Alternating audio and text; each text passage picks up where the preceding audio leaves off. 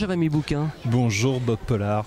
Alors non, moi c'est Bob Garcia. Bob Pollard. Garcia, non mais pardon. Bob Pollard il existe aussi, mais c'est un autre Bob qui s'intéresse aussi au polar. Alors justement, puisqu'on est dans les homonymes, j'ai tout le temps cru que votre nom c'était un pseudo, quoi, Bouquin. Eh ben non, c'est pas un pseudo, c'est mon vrai nom. C'est pas incroyable, c'est prédestiné. Vous aviez conscience quand vous étiez enfant de cette analogie entre votre nom et un livre ou Alors malheureusement, mes camarades de classe me l'ont très rapidement expliqué, mais non, pas plus conscience que ça. Et la vocation pour l'écriture, elle est venue assez vite ou...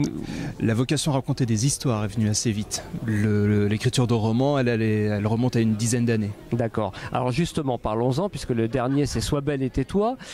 C'est incroyable ce polar, parce que vous avez un personnage qui, on peut le dire, qui change de sexe au fur et à mesure que l'intrigue avance. Comment, racontez-nous un petit peu l'idée déjà du polar, de quoi il retourne.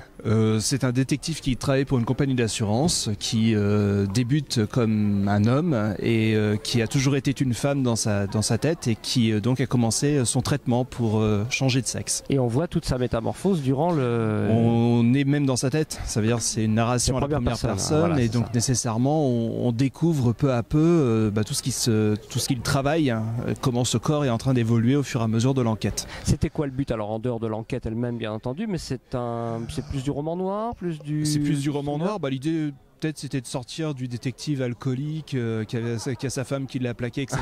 et de retravailler justement l'angoisse du personnage qui se métamorphose, donc ça c'est intéressant. Vous l'avez sorti quand ce livre? Il vient juste de sortir, il y a 4 mois. D'accord, donc j'allais vous demander s'il y avait déjà autre chose en préparation, si c'est un personnage récurrent, vous allez continuer à le faire vivre dans d'autres... Il va devenir récurrent, l'écriture de la suite est déjà terminée. Oui.